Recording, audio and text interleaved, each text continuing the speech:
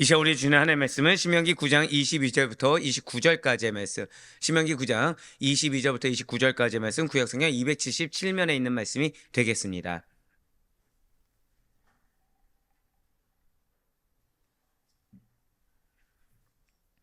신명기 9장 22절부터 29절까지의 말씀, 구약성경 277면에 있는 말씀이 되겠습니다. 자, 우리 한 절씩 교독하시고 마저 29절 말씀은 한 목소리 합독하도록 하겠습니다. 제가 먼저 22절 말씀 읽겠습니다. 너희가 다베라와 마사와 기브롯 핫다와에서도 여호와를 경노하게 하였느니라. 여호와께서 너희를 가데스 바네아에서 떠나게 하실 때에 이르시기를 너희는 올라가서 내가 너희에게 준 땅을 차지하라 하시되 너희가 너희의 하나님 여호와의 명령을 거역하여 믿지 아니하고 그 말씀을 듣지 아니하였나니 내가 너희를 알던 날부터 너희가 항상 여호와를 거역하여 왔느니라. 그때에 여호와께서 너희를 멸하겠다 하셨으므로 내가 여전히 40주 40야를 여호와 앞에 엎드리고 여호와께 간구하여 이르되 주 여호와여, 주께서 큰 위엄으로 속량하시고 강한 손으로 애굽에서 인도하여 내신 주의 백성 곧 주의 기업을 멸하지 마옵소서. 주의 종 아브라함과 이삭과 야곱을 생각하사 이 백성의 언악함과 악과 죄를 보지 마옵소서. 주께서 우리를 인도하여 내신 그 땅 백성이 말하기를 여호와께서 그들에게 허락하신 땅으로 그들을 인도하여 드릴 만한 능력도 없고 그들을 미워하기도 하사 광야에서 죽이려고 인도하여 내셨다 할까 두려워하나이다. 그들은 주의 큰 능력과 펴신팔로 인도하여 내신 주의 백성 곧 주의 기업이로소이다 하였노라. 아멘. 할렐루야. 네, 오늘 베라시 산에는 주의 말씀에 있는 사모함으로 말미암아 이렇게 하루의 시작을 말씀과 기도를 통해서 주께서 기쁘게 여기시사 한 번 더 고백하실게요. 약속을 이루어 주십니다. 네, 그 약속을 이루시는 하나님, 그 어떤 상황 가운데서도 나의 기도에 응답하신 하나님을 믿는 믿음으로 이렇게 새벽 기도에 함께 하신 우리 모든 성도님들 모두 다 환영하고 축복합니다. 이 새벽에 우리 지금 모세오경의 마지막 권인 신명기를 통해서 은혜 받는 귀한 시간을 가지고 있습니다. 그 가운데서도 1장부터 30장까지는 총 3부에 걸친 모세의 고별 설교가 있다고 말씀을 드렸어요. 그 중에서도 신명기 4장 44절부터 신명기 26장까지가 고별설교 제2부라고 말씀을 드렸습니다. 그리고 그 안에서도 제가 어제 때때로 제가 우리 성도님들 이제 연락을 하다 보면 톡을 볼 때가 있어요. 제가 굉장히 흡족한 문구를 보았습니다. 자, 6장부터 11장까지의 말씀이 무엇이라고요? 말씀에 대한 바른 근본 자세. 딱 그걸 누가 써놨어요. 또 찾아보지 마시고. 만약에 그런데 아데포의 성도님이 아니면 어떠시려고 그러십니까? 말씀에 대한 이 율법에 대한 바른 근본 자세를 촉구하고 있다는 거예요. 예, 맞습니다. 그냥 우리는 무작정 순종 이렇게 생각하지만 사실 그렇지가 않아요. 말씀에는 한번 고백하실게요. 합당한 반응이 있습니다. 말씀에는 합당한 반응이 있습니다. 그러니까 하나님께서 우리에게 우리가 이렇게 천편일률적으로 따르는 것을 원하시는 것이 아니라 예를 들어서 믿음이 좀 연약한 분이 있어요. 믿음이 좀 연약한 분이 있습니다. 근데 그분이 왠지 이제는 내가 좀 변화되겠다 해서 원래 새벽 6시에 일어나시던 분이 5시 59분에 일어나서 1분간 기도를 하고 시작한 겁니다. 그쵸? 그게 변화예요. 그게 칭찬받을 일입니다. 근데 문제는 그 자녀가 자녀라고 얘기해버렸네요. 그 자녀가 부모님이 중직자 또는 목회자인 거예요. 목회자 눈에 봤을 때 1분이 저희 아들 아닙니다. 예, 미리 오해하지 마세요. 자, 1분이 양에 찹니까 안 찹니까? 안 차겠죠. 고백하실게요. 함부로 판단해서는 안 됩니다. 판단해서 안 된다는 거예요. 하나님 보시기엔 그 1분이 칭찬입니다.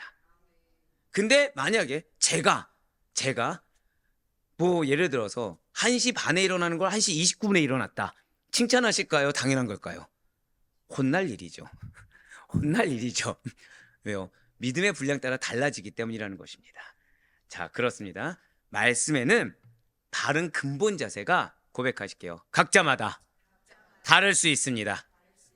각자마다 다를 수가 있어요. 하지만 그 바른 근본 자세가 있다라는 거죠. 그 가운데 오늘 본문 말씀인 신명기 9장 22절부터 29절까지의 말씀은 이스라엘 백성들이 이 광야 생활 중에 저지른 범죄와 모세의 중보기도를 회고하는 내용이 담겨 있습니다. 그렇기 때문에 오늘 본문 말씀은 크게 두 부분으로 나눌 수가 있어요.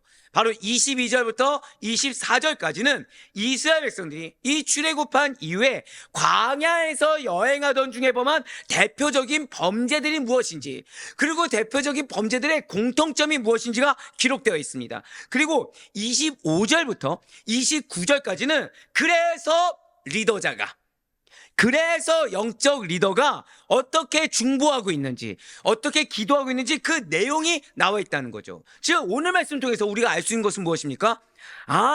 범죄에는 이런 동일한 어떤 기인하는 무언가에서 이렇게 범죄가 나오게 되는구나. 두 번째는 무엇입니까? 내가 이렇게 기도해야 되는 거구나. 내가 이렇게 품어야 되고 내가 이렇게 창물을 안아야 되는 거구나 라는 걸 우린 깨달을 수가 있다는 것입니다. 자, 먼저 오늘 본문인 신명기 9장 22절의 말씀부터 보도록 하시겠습니다. 너희가 다베라와 마사와 기브라 핫다와에서도 여호와를 경노하게 하였느니라. 아멘. 그렇습니다. 지금 여기서는 이 세 군데만 경노하게 했다는 것일까요? 계속해서일까요? 계속해서입니다. 다베라와 마사와 기브라 핫다와에서도 계속해서 끊임없이 여호와를 경노하게 하였느니라 이 뜻입니다. 진실로 이스라엘 백성들은 과거로부터 지금에 이르기까지 끊임없이 계속해서 여호와를, 하나님을 경노하게 만들었어요. 그렇다면 이스라엘 백성들의 어떠한 행동과 말로 인해서 하나님의 진노를 사게 된 것입니까? 이미 말씀드렸지만 우리의 언행은 나비 효과가 있다고 말씀드렸어요. 대체 어떠한 나비 효과를 불러일으킬 만한 말과 행동을 한 것입니까? 첫 번째는 다베라입니다. 이 다베라는 한번 고백하실게요. 불타다, 불사름이라는 뜻을 가진 지명이에요. 이러한 다베라에서 이스라엘 백성들이 하나님의 귀에 들릴 정도로 불평한 겁니다. 하나님의 귀에 들릴 정도로 원망을 한 거예요. 그러자 하나님께서는 진노하셔서 이 지명의 이름 그대로 진영 끝에 불을 내려버리십니다. 그래서 태워버리세요. 이에 백성들이 모세에게 부르짖죠. 그리고 모세가 기도하자 불이 꺼졌다라는 것입니다. 한번 민수기 11장 1절부터 3절까지의 말씀을 보도록 하실게요. 여호와께서 들으시기에 백성이 악한 말로 원망하며 여호와께서 들으시고 진노하사 여호와의 불이 그들 중에 붙여서 진영 끝을 사르게 하시매 백성이 모세에게 부르짖음으로 모세가 여호와께 기도하니 불이 꺼졌더라. 그곳 이름을 다베라라 불렀으니 이는 여호와의 불이 그들 중에 붙은 까닭이었더라. 아멘. 우리의 말은 하나님이 듣습니다. 저도 사람인지라 불평이 나오잖아요. 그렇죠? 불평이 나오죠. 저희 아내에게 불평을 쏟아낸 적이 있을까요, 없을까요? 속된 말로 뒷담화를 한 걸 한 적이 있습니다. 그때 저희 와이프가 무엇을 했을까요? 진짜 쿵소리 나도록 바로 무릎을 꿇는 거예요. 갑자기 회개 기도를 하는 거예요. 근데 이 마음에 감사, 당혹스러움이 아니라 불쾌감이 들더라고요. 솔직하게. 왜죠? 저는 왜 얘기했을까요? 동조해달라고. 근데 앞에서 뭐 하고 있어요, 갑자기? 죄송합니다. 그 순간 거룩한 척하고 있는 거예요. 근데 그게 살린 거였더라고요. 왜? 기도한 다음에 나온 얘기가 바로 이거였습니다. 하나님은 우리의 말을 듣고 반응하신다. 근데 지금 보세요. 한쪽은 불을 내릴 만한 말을 했고요. 한쪽은 불이 꺼져서 회복될 만한 말을 했습니다. 지금 극명하게 나눠져 있어요. 하나님께서는 이스라엘이 악한 말로 불평과 원망을 쏟아내니까, 자, 그러면은 이스라엘이 하나님을 향해서 저주를 했겠습니까? 서로 옆에 있는 사람들한테 수군대면서 얘기했겠습니까? 여러분들 구약부터 신약까지 보잖아요. 우리가 지난주에 이미 그 대제사장들, 사내들인 공의원들이 어떻게 모여서 했다고요? 밀실에서 속닥거리면서. 이 이스라엘 백성들이 얼마나 교묘하냐면 절대 드러내놓고 욕하지 않습니다. 끼리끼리 합니다. 왜요? 자신들이 같은 공동체 안에서 보여지는 모습은 어때야 돼요? 하나님을 믿는 백성으로, 거룩한 백성으로 보여줘야 되거든요. 그러니까 어떻게 합니까? 끼리끼리 속닥거리듯이 불평불만을 늘어놓는 거예요. 자, 그것을 들으시는 겁니다. 물론 그 다음에 이들이 이것이 점점 퍼져서 모세에게 얘기합니까, 안 합니까? 모세를 원망하죠. 점차 발전한 거겠죠. 그 시작이 뭐예요? 내가 마음속에서 있던 것에 이거 표현, 속닥거리는 것부터. 그것이 점점 마치 바늘도둑이 소도둑 떼듯이 점점 퍼져가는 겁니다. 오늘 새벽에 오늘 이제 금철에 나오겠지만 그 밀실에서 속닥거리는 것이 이제 어떻게 됩니까? 십자가에 달리실 때 옆에서 사람들이 조롱합니까 안 합니까? 크게 조롱하고 크게 비판하고 결국 밀시에 속닥거린 것이 어떻게 돼요? 점점 퍼지게 되겠죠. 누가 들을 정도로요? 하나님이 들을 정도. 근데 하나님 어디서부터 들었다는 거예요? 밀실에서부터. 예, 이스라엘이 악한 말로 그렇게 점차적으로 그 불평과 원망을 쏟아내는 걸 듣자마자 곧바로 즉각적인 심판을 내리셨습니다. 그런데 모세의 백성들을 향한 중보를 들으신 하나님께서는 응답하시고 불을 꺼지게 만드셨다는 거예요. 자, 지금 이 사건을 통해서 우리 무엇을 할 수가 있는 것입니까?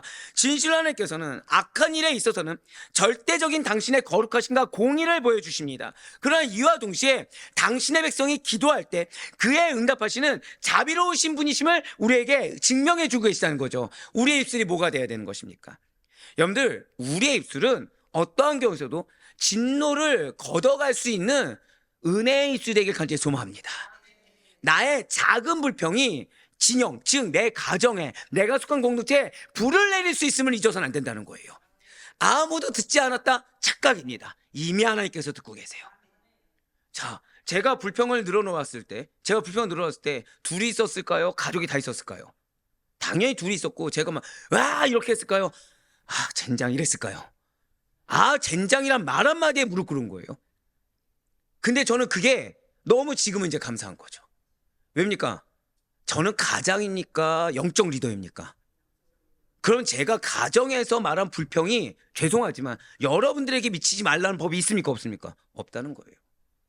아, 목사님 그럼 사람이 그런 것도 얘기 못합니까? 우린 사람이 아니라니까요. 우린 그리스도인입니다. 우린 철저하게 하나 앞에서 맞아요. 불평불만 늘어날 수 있죠. 하지만 점차 변화되는 거 이미 어제 나왔잖아요. 익숙함을 버리라. 익숙하게 나오던 불평을 버려야 됩니다. 익숙하게 나오던 불만을 버려야 되고 그거에 대해서 점차적으로 변화돼서 발전해 나가는 모습을 보여야 되는 것이지 익숙한 듯이 자연스럽게 나오는 불평불만이 우리에게 당연한 것이 아니라는 것입니다. 자, 두 번째로 마사입니다. 마사는 절망, 시험이라는 뜻을 가진 지명이에요. 여기 마사에서 백성이 물이 없는 것을 경험합니다. 그것을 보고 이제 자, 아까 이 다베라에서는 어떻게 얘기했다고요? 처음에 시작이 조용조용히. 근데 이제는 어디까지 발전합니까? 모세와 다툴 정도가 됩니다. 모세를 원망합니다. 그래서 하나님을 시험한 사건이 있었다는 거예요. 그때도 모세는 여호와께 부르짖어서 기도하였고 하나님의 응답대로 반석을 쳐서 물을 내어 갈증을 면할 수가 있었다는 거죠. 신명기 6장 16절의 말씀 보시길 바랍니다. 너희가 마사에서 시험한 것 같이 너희 하나님 여호와를 시험하지 말고. 아멘. 이걸 기억하셔야 돼요. 여러분들 육신이 연약할 수 있습니다. 환경 연약할 수 있습니다. 근데 거기에 대해서 불평, 원망이 나왔다. 이게 하나님이 시험하는 겁니다. 이게 하나님이 시험한 거예요. 그렇습니다. 육체적 갈증을 느꼈어요. 육체적인 연약함을 경험했습니다. 그 앞에 이스라엘 선택한 것은 끝까지 순종함으로 인한 극복과 승리가 아니라 하나님에 대한 믿음을 저버린 불신이었습니다. 절망이었고 시험이었다는 거예요. 그러나 처한 환경과 그 육체적인 연약한 조건을 극복한 믿음보다는 불신앙의 모습을 보여준 이스라엘 백성들에 대해서 하나님께서는 결코 그들을 버리지 아니하셨습니다. 오히려 리더가 깨어서 기도했을 때 당신의 백성들의 죄악에 대해 오래 참으신 하나님께서는 기도에 대한 응답으로 물을 내려주셨어요. 마찬가지예요. 여러분들의 가족이든 공동체든 이 육체의 연약함을 극복하지 못한 자가 있을 수도 있습니다. 또는 작은 환경의 불편함을 즉시로 토해내서 나는 그를 위해서 기도하고 있고 내가 인내하고 있는데 오히려 나를 마치 공격하듯이 나에게 원망과 질타를 나에게 계속해서 공격적인 언사라는 가족 공동체 구성원이 있을 수 있다는 거죠. 그런데 이거 기억하셔야 돼요. 어제 모세가 지금 이스라엘의 그 배은망덕하고 패역한 모습 앞에 무엇을 선택했습니까? 싸우는 거 선택했습니까? 엎드리는 거 선택했습니까? 그게 급해요. 자녀가, 배우자가 변화되려면 하나님이 역사하셔야 됩니다. 내 말로 고치려고 생각하기 전에 먼저 하나님 앞에서 내가 회개함으로, 내가 대신 회개함으로 말미암아 기회를 부여받을 수 있는 우리가 되길 바라요. 고백하실게요. 나로 인해 기회가 주어집니다. 이것, 나로 인해 시험이 올 수도 있고 나로 인해 기회가 올 수 있다는 사실 잊지 마시길 바라요. 마지막으로 기브롯하다와는 이거는 우리 다 같이 고백해 보시겠습니다. 욕망의 무덤. 욕망의 무덤이란 뜻의 지명이에요. 뭐 이 지명 이름만 들어도 벌써 눈치가 딱 감이 오시죠. 하나님께서 내려주신 이 만나에 대한 감사를 잊어버렸습니다. 감사의 대상인 만나에 대해서 실증을 느껴버린 거죠. 그 이스라엘 백성들이 자신들이 애굽에 있을 때와는 달리 광야 생활을 시작한 뒤로는 고기를 먹지 못했다고 불평한 겁니다. 자, 이미 우리는 알고 있죠. 애굽에 있을 때 고기 먹은 적이 있습니까, 없습니까? 없어요. 과거를 미화시키는 거예요. 내가 과거에 이만큼 잘 살았는데 지금 괜히 못에 따라와서 과거에 이만큼 잘 살았는데 괜히 이 광야의 공동체에 내 들어오는 바람에 내가 이렇게 고생하고 있다. 감사를 잃어버린 원망과 불평인 것입니다. 그러자 하나님께서는 놀랍죠. 그러한 감사가 없는 족속의 이스라엘 백성들에게 뭘 내리셨습니까? 메추라기를 내려주셨어요. 그렇다면 자, 이들은 이제 만족하며 감사합니까? 여러분들 메추라기 혹시 고기 보신 적 있나요? 메추라기. 우리 메추라기 알 먹잖아요. 여러분들 메추라기 진짜 요만합니다. 요만합니다. 이거를 이 다리 뒷다리 있죠. 개구리 뒷다리만 합니다. 우리가 생각하는 새 뒷다리를 개구리 먹어봐서 압니다. 네, 개구리 먹어봐서 알아요. 그 토실토실 오른 개구리가 있어요. 딱 고만합니다, 뒷다리. 아, 벌이었어요, 아버지한테. 말 안 들어서. 네, 안 먹으면 내준다 그래서. 맛있더라고요. 네, 딱 메추라기가 딱 고만합니다, 이게. 이게 고만해요. 지가 하나님께 고거 내려주신 거예요. 그러니까 불만이 뭐가 나는지 아시겠죠? 우리가 생각하는 메추라기 하니까 고기 내려주도 왜 불만 있지? 아니요. 발라먹기도 힘들고 먹어봤자 양도 안 차는 겁니다.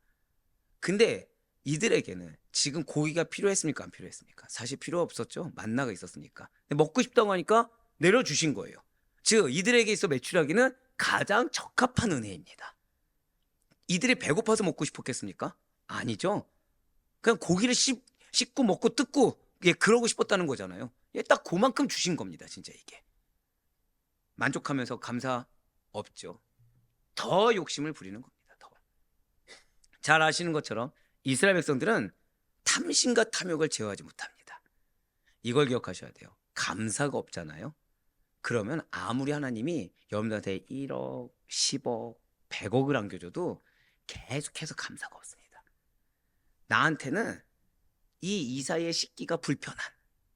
씹으면 계속 뭐가 같이 씹혀요? 뼈. 여러분들 게르 아시죠? 게르. 닭가슴살. 토시토시한 닭가슴살 말고 뼈에 붙은 그런 느낌이라고 보시면 됩니다. 조금 씹을 만하면 뭐가 씹혀요? 뼈. 조금 그래서 발라내서 씹을 만하면 또 뭐가 씹혀요? 뼈. 그래서 하나님께서 선물로 내려주신 메추라기 고기가 이 하나님을 원망하는 자들의 이 사이에서 씹히기 전에 이제 이해가 되시죠? 씹히기 전에 뭐가 씹히는 거예요? 뼈. 큰 재앙으로 치시는 거예요, 한마디로.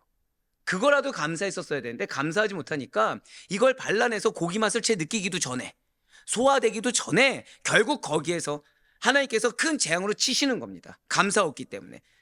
이스라엘 백성들은 바로 거기서 장사되게 됐다는 거죠.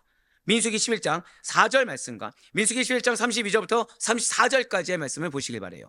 그들 중에 섞여 사는 다른 인종들이 탐욕을 품음에 이스라엘 자손도 다시 울며 이르되 누가 우리에게 고기를 주어 먹게 하랴. 자, 여기까지는 잠깐 보시면 자, 누가 탐욕을 품었어요? 다른 인종들이. 한번 고백하실게요. 내가 깨어 분별해야 합니다. 우리는 누군가에게 영향을 받는 자들이 아니라 내가 깨어 분별해야 될 자들입니다.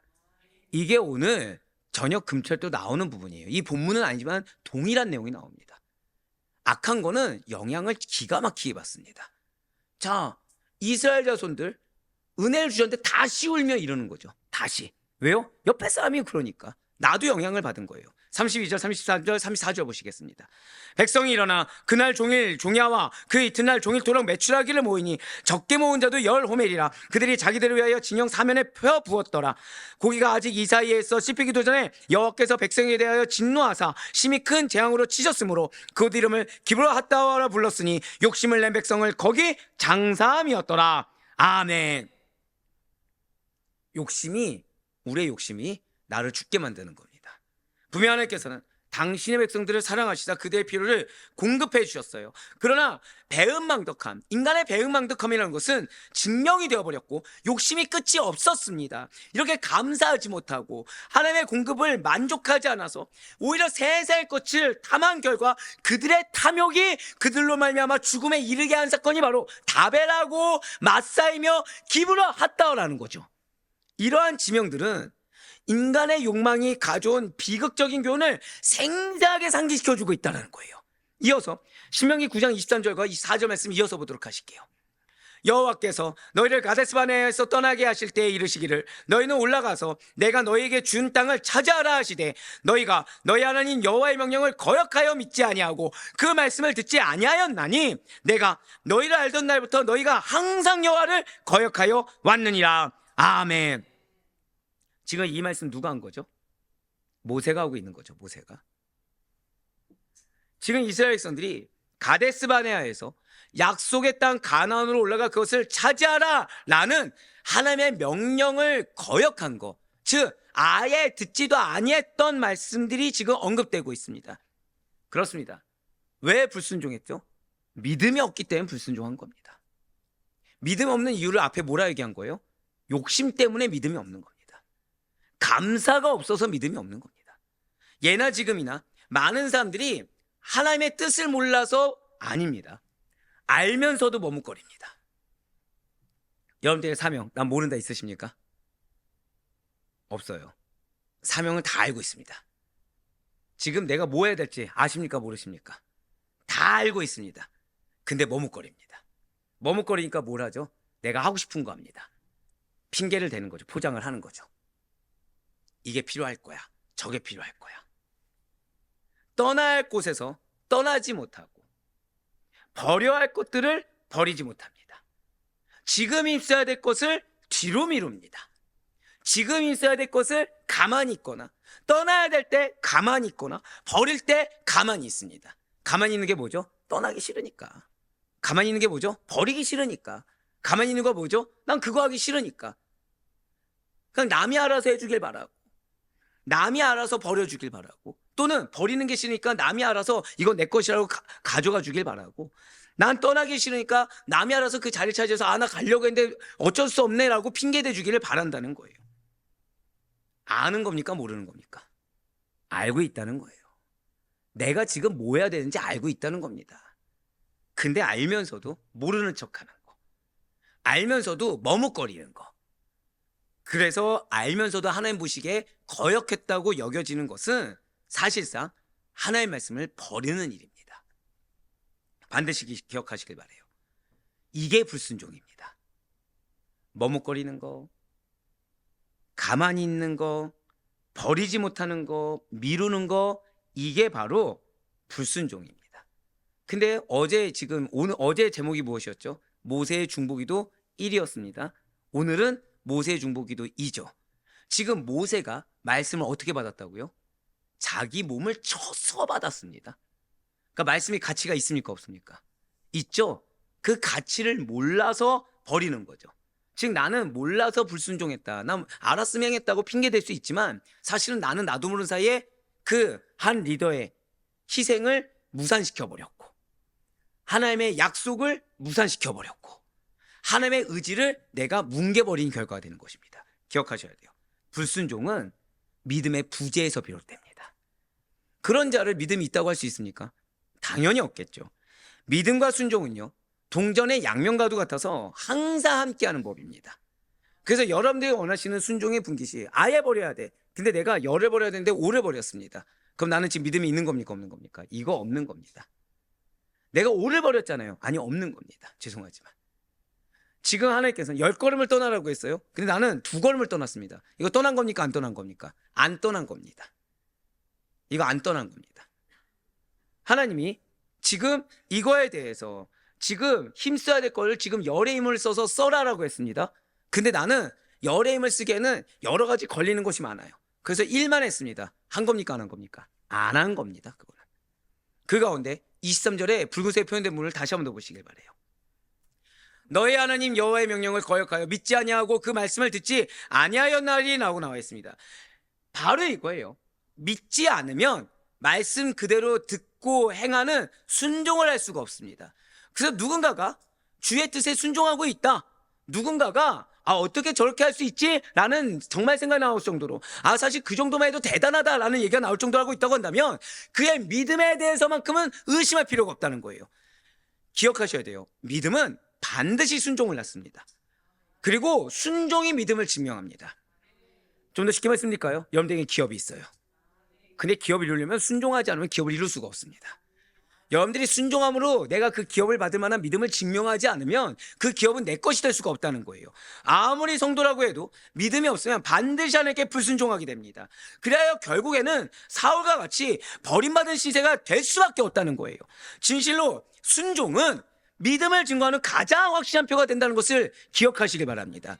그러니까 예를 들어서 여러분들에게 날짜가 우리가 왜 공부하는 친구 중에 시험이 다음 주 월요일 날이 있어요. 시험이 다음 주 월요일 날 있습니다. 지금 목요일이에요. 그러면은 세 가지 유형이 존재할 수가 있죠. 하나는 다음 주 월요일 있으니까 지금부터 벌써 준비를 끝내놓는 겁니다. 두 번째는 다음 주 월요일 있으니까 언제 공부해요? 주일날 공부하면 되겠지라고 생각하는 자들인 겁니다. 세 번째는 뭐죠? 아예 그럴 생각 안 하고 그냥 가면 어쩌지 되겠지. 이 중에 진짜 준비된 자, 진짜 준비돼서 하나님께서 그 시험 잘 볼 거야, 합격할 거야 라는 약속을 받게 합당한 자는 과연 누구입니까? 1번밖에 없습니다. 2번, 3번은 나는 아직 밖에는 자격이 없습니다 스스로 증명하는 거랑 똑같아요. 왜요? 난 지금 불순종했으니까. 이걸 기억하셔야 돼요. 약속의 날짜가 있다고 하더라도 하나님이 그 말씀을 듣게 한 그 순간부터 시작된 겁니다. 이미. 이걸 놓치잖아요. 그럼 사단은 여러분한테 제일 먼저 믿지마, 약속이 네 거 아니야 이렇게 하지 않습니다. 일단 미루게 만들어요. 일단 뒤로 미루게 만듭니다. 계속해서 차일피일 미루거나 사람이 보이거나 환경이 보이게 만듭니다. 그래서 그때까지 가지 못하게 합니다. 그럼 내가 좋아요. 1단계를 통과하지 못했습니다. 2단계가 있을까요 없을까요? 전혀 없습니다. 여기서 문제가 생겨요. 1단계를 통과하지 못하잖아요. 그러면은 있던 것도 뺏기게 되는 법입니다. 우리는 중간이라는 게 있습니까 없습니까? 우리 멈춰 있는 거 있나요 없나요? 전진 아니면 퇴보입니다. 근데 사단이 여기서 이런저런 핑계로 그 자리에 있으면 그 자리가 유지될 거라 착각하게 만드는 거예요. 아닙니다. 이렇게 생각하시면 돼요. 지금 이스라엘 백성들 광야에서 불평불만 늘어놓았다고 해서 지금 애굽으로 다시 돌아갈 수 있습니까? 없죠. 애굽으로 돌아갈 수 없습니다. 그럼 그 광야에서 여전히 만나가 내려가면서 잘 먹고 잘 살 수 있습니까? 아니죠. 불순종하면 다 바로 뭐예요? 죽음입니다. 그러니까 이스라엘 백성들이 선택할 건 두 가지 중에 하나예요.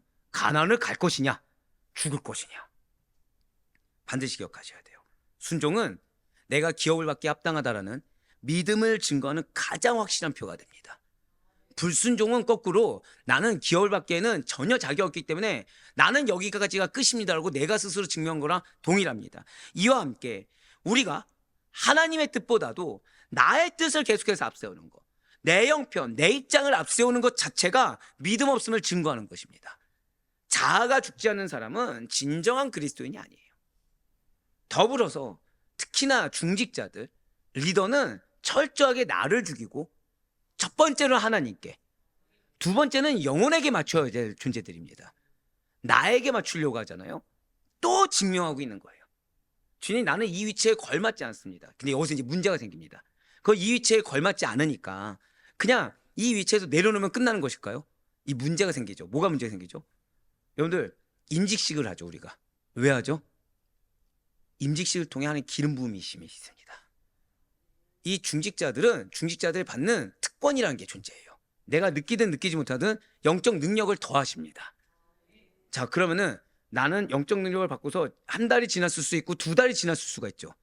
그럼 나는 알게 모르게 뭘 받고 있었어요? 축복이란 걸 받고 있었어요. 능력이란 걸. 그럼 나는 여기서 더 이상 나는 못 해먹겠습니다 했어요. 그럼 얼마큼의 빚이 쌓여 있는 거죠?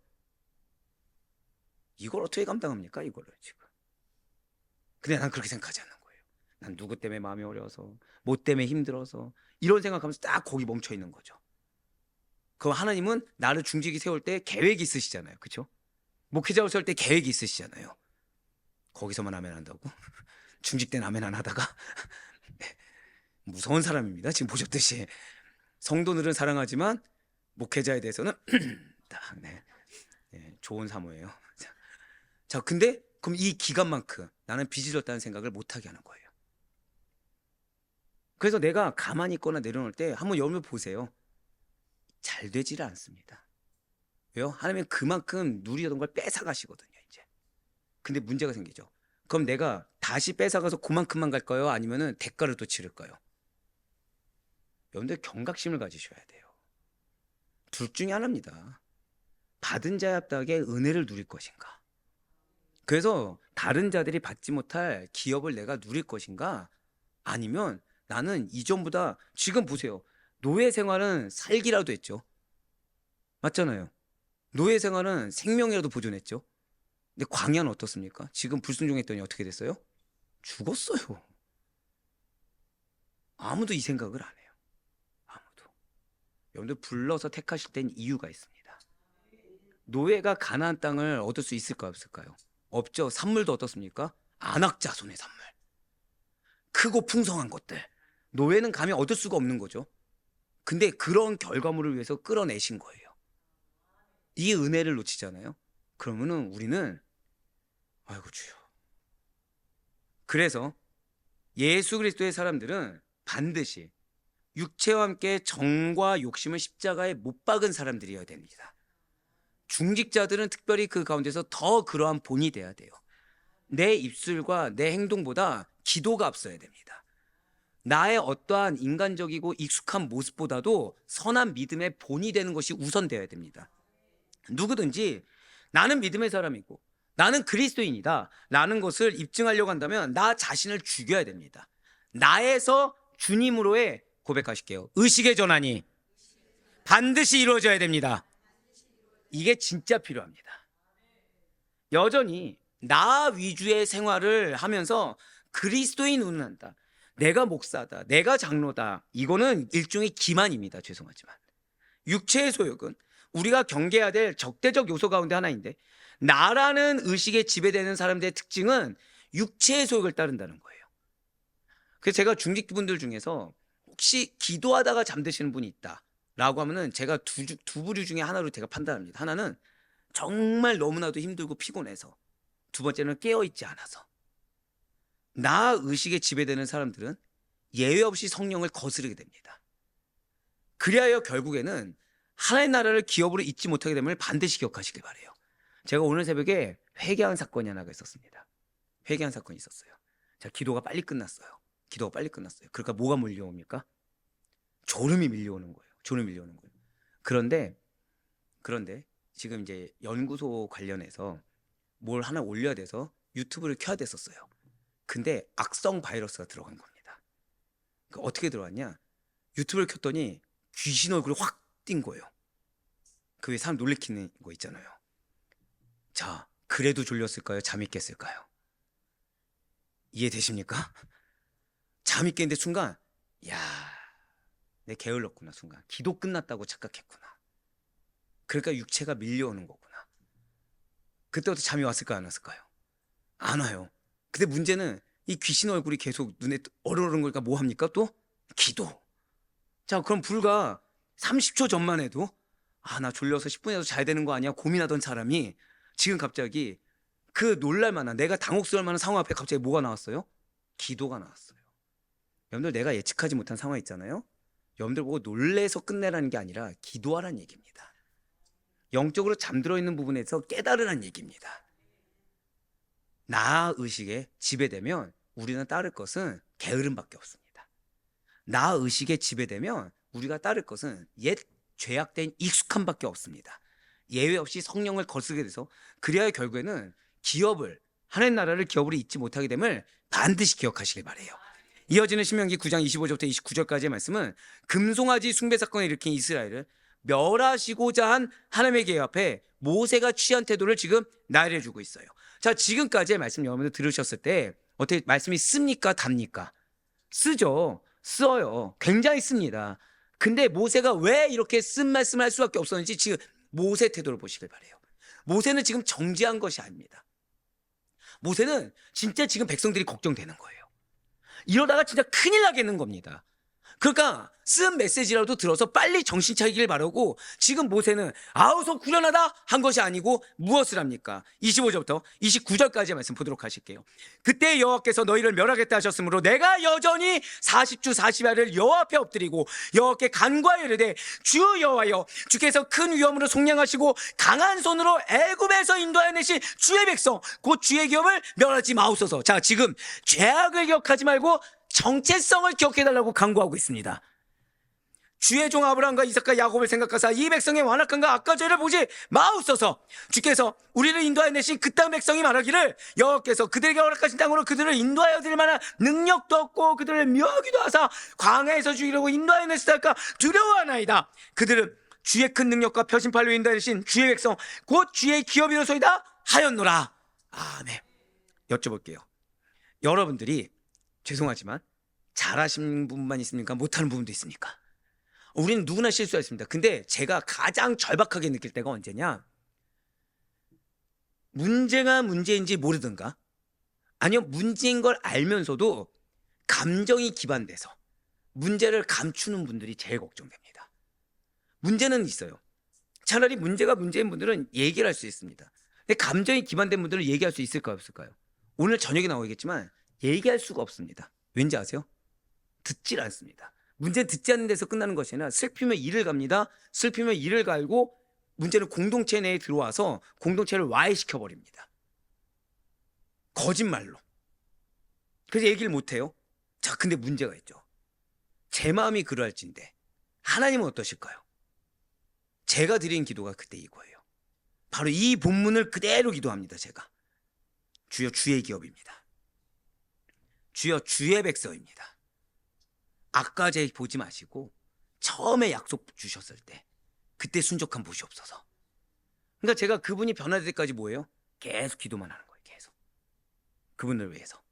지금 모세는 어제 우리가 살펴본 대로 하나님 앞에 엎드려서 간절하고도 절박하게 자비를 베풀어 줄 것을 지금 중보하고 있습니다. 이스라엘에게 임한 진노를 거두기 위한 유일한 방법은 모세의 말이 아니라 회개함으로 자기가 책무를 가지고 기도를 드리는 것, 사실을 모세는 지금 너무 잘하고 있다는 거예요. 그렇습니다. 바로 이걸 기억하셔야 돼요. 어쩌면 여러분들 가정 앞에 여러 가지 어떤 문제가 있을 수 있습니다. 여러분들 직장과 공동체 앞에 문제가 있을 수 있습니다. 그때 문제가 되는 대상이 내 배우자로 보일 수도 있고 내 자녀로 보일 수도 있고 형제자매 부모님으로 보일 수도 있어요. 그런데 그보다 더 시급한 일이 있습니다. 고백하실게요. 내가 기도해야 됩니다. 한 번 더 고백하실 때, 자, 문제를 두고 기도하는 게 아닙니다. 고백하실게요. 정체성을 두고 기도해야 합니다. 이거예요, 이거. 많은 분들이 배우자가 속썩이면 배우자 이런 문제를 막 이렇게 나열합니다. 이거 잘못됐어요. 그 문제를 내가 나열해서 내 속을 후련하게 만들기 이전에 정체성을 두고 기도해 주셔야 됩니다. 주여, 이 죄 보지 마시고 주님께서 만들어주신 가정입니다. 하나님의 자녀입니다. 하나님의 분기십니다. 이렇게 기도하셔야 돼요. 그 가운데 나도 회개해야 될까요? 회개하지 말아야 될까요? 회개되죠. 왜? 그 기도하면서 솔직히 내 마음 좋아요, 안 좋아요? 안 좋거든요. 정죄하고 있거든요. 주여, 이 마음도 용서해 주십시오. 저희가 저렇게 된 것은 내 마음의 정죄함 때문입니다. 저희가 저렇게 된 것은 내 마음에 사랑이 없고 처음에 붙여주었던 감사가 없기 때문이라는 기도가 나와야 돼요. 지금 모세가 그렇게 하고 있어요. 우리에게 닥친 문제 앞에 빠른 해결을 보길 원하십니까? 그렇다면 어제부터 지금까지 모세가 취한 행동, 바로 하나님 앞에 납작 엎드려서 기도하는 것이, 그것도 아주 처절하게 나의 죄로 인정하고 나의 책무를 알고 통회함으로 회개하는 것이 가장 현명하고 가장 바른 길입니다. 진실로 지도자는 영적인 분별력과 영적 민감함을 동시에 갖추고 있어야 돼요. 그래서 흔한 말로 영적 기시감이라고 합니다. 그러니까 예를 들어서 이건 뭐 누굴 보고 하면 오해하실까 봐 굉장히 잘하고 있는 거예요. 근데 기시감이 느껴질 때가 있습니다. 뭐죠? 겉으로 보기엔 잘해요. 근데 뭔가 이 나 중심으로 움직이고 있는 거죠. 나 중심으로. 그 위기감을 느낄 수 있어야 됩니다. 말 몇 마디와 헌금 몇 금액, 그리고 뭐 봉사 몇 시간에 현혹되어서는 절대 안 됩니다. 가정에서도 마찬가지예요. 특히나 가정에서는 자녀나 배우자가 너무 형통하게 잘 나간다고 해서 내가 이거를 마음을 놓아서는 안 됩니다. 이걸 하나의 축복으로 그냥 단정 지어버리면 안 돼요. 고백하실게요. 영적인 상태.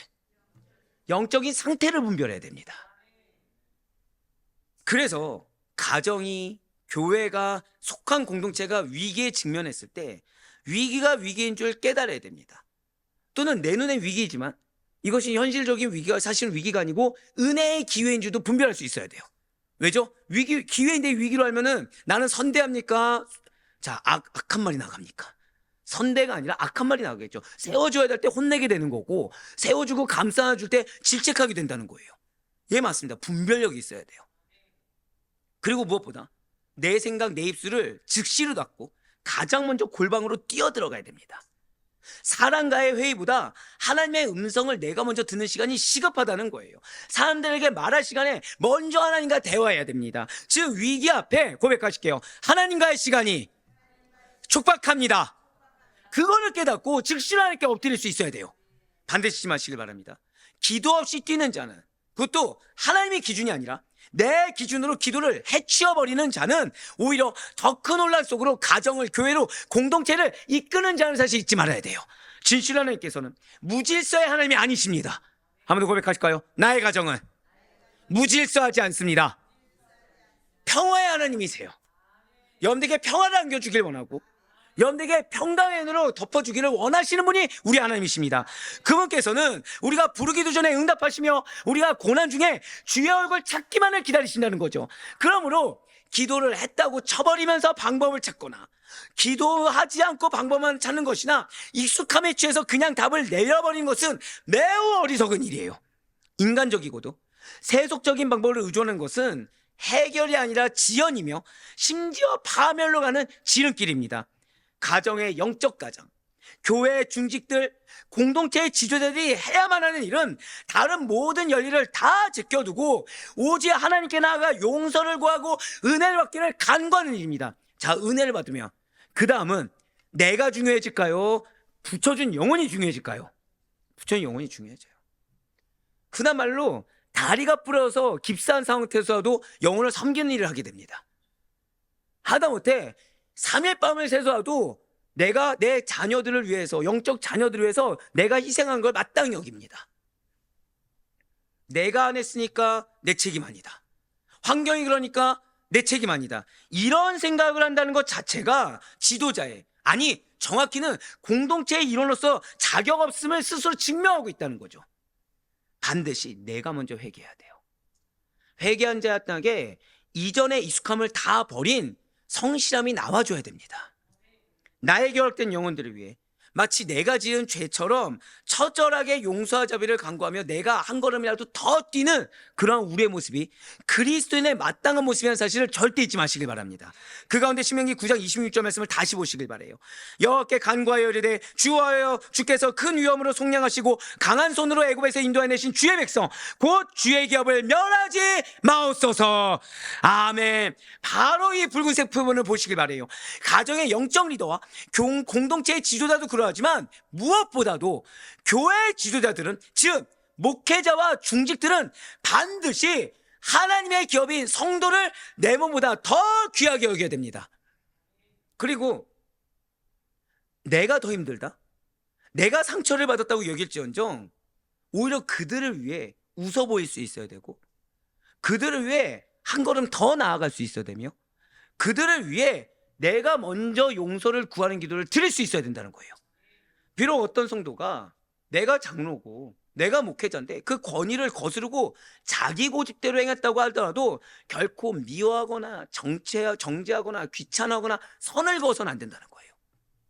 우리가 다른 누군가를 미워한다면, 그래서 남모르게 뒷담화하고 정죄한다고 한다면 그것은, 고백하실게요, 나 스스로 그리스도의 심장을 잃어버린 것입니다. 맞아요. 나 스스로 그리스도의 심장을 잃어버린 것과 마찬가지입니다. 반드시 잊지 마시길 바라요. 성도는 천하보다 귀한 영혼입니다. 붙여주실 때는 이유가 있어요. 하나님께서 성도들을 위해 아들을 주셨고 우리 리더들을 세운 목적은, 중직들을 세운 목적은 인간적인 권위의식 가운데 내가 인정받고 내가 칭찬받으며 내가 세움받고자 헤어주신 것이 아니라는 거예요. 하나님께서 특별히 택하셔서 나도 알게 모르게 사랑으로 능력으로 기름 부으심 받은 자의 합당하게 그 영혼들을 정죄하고 영혼들을 내 발밑에 두기 위함이 아니라 그렇게 세움받은 나를 통해 그 영혼들을 세우기 위함인 것입니다. 자, 우리의 사명이 무엇입니까? 나만 알고 지킨다? 나만 보호한다? 나만 세움받는다가 아니라 일부만 가르친다? 나랑 친한 사람들끼리만 으쌰으쌰한다가 아니라 허락된 영혼들이, 정확히는 붙여준 그 모든 부서와 공동체가 모든 것을 지킬 수 있을 때까지 모든 것을 가르쳐 지키게 하라입니다. 말로요? 내가 본이 돼서. 이를 반드시 기억하셔서 가정과 일터, 교회 안에서 먼저 여러분들이 미랄이 되어 실천할 수 있는 우리 모두가 되길 간절히 소망합니다. 무엇보다도 지금 모세가 이스라엘 백성들을 용서하도록 강구한 것의 가장 중요한 이유는 하나님의 영광을 위한 거예요. 그저 자신의 지도력을 높이고 자신의 영향력을 증명해 보이며 모세 자신의 이름을 세상에 널리 알리기 위함이 결코 아닙니다. 오늘 본문에 마지막 절인 신명기 9장 29절 말씀을 보시면 모세는 이스라엘 자손들이 애굽의 종살이에서 벗어나게 된 것이 온전히 하나님의 은혜였음을 지금 고백하고 있다는 거죠. 9장 29절의 말씀입니다.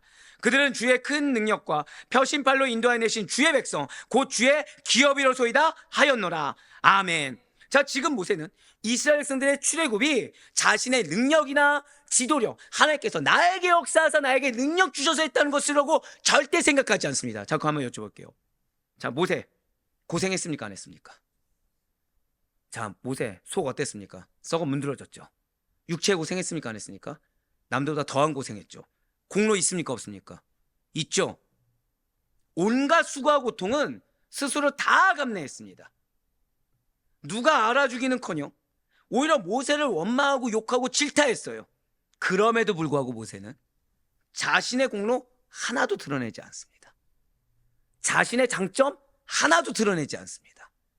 자신의 희생 하나도 드러내지 않습니다. 자신이 얼마나 참아왔고 인내하고 고생하고 고통하며 내가 원래 이 정도 달란트가 있는데 얘네들이 몰라줬다 이런 얘기 하지 않습니다. 그저 모든 것을 하나님의 은혜의 결과로 돌리며 나의 이름보다 하나님의 영광만을 더 소중히 여겼어요. 이것은 성도들, 특히나 교회의 지도자들이 가져야 될 올바른 마음가짐, 아니 가장 기본적인 마음가짐입니다. 교회 지도자들은 교회가 성장하고 하나님의 역사가 일어나잖아요. 그건 진짜 신기할 정도로 자칫 교만에 빠져서 하나님을 뒤로 두고 자기 자신을 전면에 내세우기가 쉽습니다. 이게 신기할 정도로 세상도 그러지만 교회에서도 뭐 대형 교회든 중형 교회든 시골 교회든 다 똑같습니다. 조금이라도 역사가 일어나고 조금이라도 교회가 부흥해 보이잖아요. 갑자기 자기 자리를 차지하려고 합니다. 갑자기 막 편가르기를 시행해요. 그럼 여기서 갑자기 뭔가 좀 소외됐다면 뭐가 나오죠? 대번에 뒷담화가 나옵니다. 대번에 불평불만이 나옵니다. 대번에 내가 얼마큼 고생했고 내가 여기까지 오는데 내가 어떻게 했고 저렇게 했고 이거를 갑자기 얘기하기 시작합니다. 이걸 경계해야 돼요. 이걸 경계해야 됩니다. 자, 교회 부흥이 한 몇 명 정도 돼야 부흥입니까? 여러분 한번 자, 한번 어느 정도 해야 부흥인 것 같습니까? 예. 앞에 있는 사람이 얘기해 주길 바라면 내가 얘기하면 됩니다. 빨리 끝내길 바래요. 저는 한 몇 명 대략 내 마음에 만족할 때까지. 자, 몇 명 정도 돼야 됩니까? 대략 한 교회 부흥 그냥 내 마음 만족할 때까지. 애매한 대답인데. 자, 우리 권사님 몇 명 정도 돼야 될 것 같습니까? 아니 그냥 솔직하게 뭘 믿음의 성자입니까? 뭘 믿음의 성자입니까? 한 10,000명? 10,000명 되면 부흥입니까? 아니 한 1,000명? 자, 좋아요. 하나의 뜻이 좋아. 그럼 우리는 20명인데 100명 분량의 헌금해라. 그럼 어떠시겠습니까? 그래도 하나의 뜻? 아니에요. 사실 우리는 하나의 뜻에 맡긴다고 하지만 나의 부담은 좀 덜고, 솔직히 나의 부담은 덜고 인정받고 은혜 받기를 원한다는 거죠. 1,000명 되면 만족합니까? 만족하지 못해요. 한 2,000명 되면 만족합니까? 만족하지 못합니다. 10,000명 되면 어떨까요? 제 중역교회 출신이잖아요. 항상 꿈이 언제예요? 사실 10만 성도가 된 적은 없습니다. 근데 항상 10만. 이전에 어땠죠? 10,000명. 다들 목표치는 다 여기 있습니다. 그럼 좋아요. 여기 다면 만족할까요? 고백하실게요. 내가 준비되어져야. 예, 맞아요. 내가 준비되어져야 그게 부흥입니다. 내가 준비되지 않고서, 그 사실은 정답은 맞죠. 내가 준비되지 않잖아요. 인원이 1,000명이 됐든 5,000명이 됐든 10,000명이 됐든 인간 군상으로 전락하게 됩니다. 우리 모두는 하나님의 은혜를 입고 사는 사람들이에요. 제가 왜 장로님들이 섬겨야 된다, 왜 장로님들이 낮아져야 된다, 왜 장로님들이 더 성실해야 된다, 왜 권사님들이 말하지 말고 기도하라고 왜 하겠습니까? 행동하지 말고 기도하라고 왜 하겠습니까? 그럼 우리 권사님들 행동하지 않나요? 기가 막힐 정도로 행동할 구석들을 잘 찾으십니다. 예, 바로 그래서예요. 말하지 않아도 교회 중직들은 내가 뭐 하고 싶은지가 다 정해진 사람들입니다. 그럼 뭐 해야 되죠? 영성을 채우는 게 우선이겠죠. 내 입술 닫고 하나님의 말씀에 순종하는 훈련이 우선이겠죠. 가장 위대한 기독교 지도자의 한 사람을 평가받는 사도 바울은 그렇게 큰 능력을 보았으면서도, 그렇게 큰 부흥을 보았으면서도 모든 것을 하나님의 은혜로 드리고 평생을, 자, 오늘 기억하셔야 됩니다. 따라 하실게요. 은혜의식. 은혜의식에 젖어 살고 행동했습니다. 그냥 하나님 은혜 주시면 하겠지, 이게 은혜의식이 아니에요. 이미 은혜 받은 자이기 때문에 무엇을 해도 이상하게 여기지 않습니다. 어떠한 결과물이 있어도 하나님께 영광으로 돌렸습니다. 사도 바울이란 이름 자체가 없었다는 거예요. 하나님께서 행하신 일들을 마치 내가 한 것처럼 떠들고 다니는 사람들은 신앙의 기본도 갖추지 못한 사람이요, 은혜를 모르는 사람입니다. 제가 그래서 놀라는 거예요. 지난 수요예배 때 왜 놀랐는지 아시겠죠? 자, 이와 동일한 메시지가 지금 교수님부터 오 목사님, 저는 이거 미리 써놓은 거 알고 계시잖아요. 동일하게 얘기하신 겁니다. 왜죠? 이건 감사한 건 하나예요. 고백하실게요. 기업이 눈앞에 있습니다. 기업이 눈앞에 있기 때문에 지금 여러분들을 철저히 하는 경계하시는 겁니다. 지난 수요 은혜배 때도 오세훈 목사님 설교에서 뭐라고 나왔습니까? 내 공로 다 드러내고 맨 마지막에 나서 하나님이 하셨습니다, 제가 한 거 없습니다 라고 말하는 것이 더 악하다는 거예요. 머리로는 하나님께 영광 올려야 되는 것을 알고 있고 사람들에게도 겸손한 사람, 믿음이 있는 사람으로 인정을 받고 싶기 때문에 두 마리 토끼를 다 잡으려는 배은망덕하고도 비열하게 짝이 없는 행동이라는 거죠. 그것은 나 자신의 공로와 하나님의 은혜를 동일하게 여겨버리는 악한 범죄이라는 것입니다. 그것이야말로 스스로 하나님과 같이 되려는 큰 범죄이라는 거죠. 사울의 아디포에게 성도님들, 진실로 우리를 세우시고 우리에게 능력을 주신 분은 하나님이십니다. 우리는 마땅히 하나님의 덕, 그분의 은혜만을 증거하고 나에게 있는 모든 것이 하나님의 은혜의 결과, 또한 나에게 있는 지금 안 좋은 결과는 사실은 내가 하나님께 불순종해서 나오지 못한 결과를 고백할 수가 있어야 된다는 거예요. 우리의 마음을 어렵게 하는 수많은 중직자들과 목회자들이 그 본래의 사명과 책임을 망각하고 입술로는 거룩이지만 그들의 모든 언행이 세상을 따르고 인간을 따르는 그 이유, 그래서 사람에게 시험을 주는 그 이유는 이 은혜의식의 결여와 밀접하게 관련되어 있습니다. 하지만 우리는 그래서는 안 돼요. 진실로 우리는 하나님의 기업만을 귀하게 여기고 나에게 붙여준 영혼을 위하며 하나님의 영광을 드러내는 일에 전심전력을 다해야 됩니다. 그리하여 부르심을 받은 그 목적에 합당하게 쓰임받을 수 있어야 돼요. 주님께서 여러분들에게 결단을 요구하십니까? 그때 아니면 안 돼요. 주님께서 지금 순종을 원하십니까? 그때 아니면 안 됩니다. 그 시간이 하루 이틀 미루는 거, 만약에 여러분들 하루에 내 통장에서 1,000만 원씩 빠져나간다 생각해 보세요. 그럼 미루시겠습니까? 여러분들 어떻게 가쁘신가요? 한 1,000만 원씩 빠져나가도 상관이 없습니까? 아니죠. 1,000만 원은커녕 지금 10만 원만 빠져도 눈이 돌아갈 한국인데 지금. 네. 근데 그렇게 생각 안 하잖아요. 근데 실제 빠져나가도 우린 가만히 있습니다. 왜죠? 그 사람이 싫거든요. 그 환경이 싫거든요. 내가 힘든 게 싫어서 우리는 돈이 빠져나가는 게 봐도 가만히 있습니다. 그래서 안 돼요. 그래서 안 됩니다. 우리에겐 기업이 있습니다. 그리고 기업을 향해 우리는 지금 나아가는 과정이고, 지금 이 과정 가운데 하나님께서 우리에게 계획해 놓은 거는 불순종이라는 영역은 단 하나도 없습니다. 근데 감사한 거는 나의 순종이 나의 순종의 결과물로 끝나는 것이 아니라 우리의 가족의 축복으로 이어진다고 이 말씀해 주셨어요. 거꾸로 얘기하면 지금 내가 불순종한 것은 내 가족에게 나는 지금 축복의 통로가 아니라 저주의 통로, 심판의 통로가 되고 있다는 증거인 것입니다. 그래 바라옵고 낫기는 주님께서 우리에게 깨어있길 원하십니다. 영적으로 분별해서 결단하며 나아가 여러분들 한 사람으로 인해 축복이 올라오길 원하시지, 여러분들의 익숙함에 취한 게으름, 익숙함에 취한 핑계, 익숙함에 취한 타협으로 인해서 주어질 기업이 징계의 기업이 되기를 원치 않으십니다.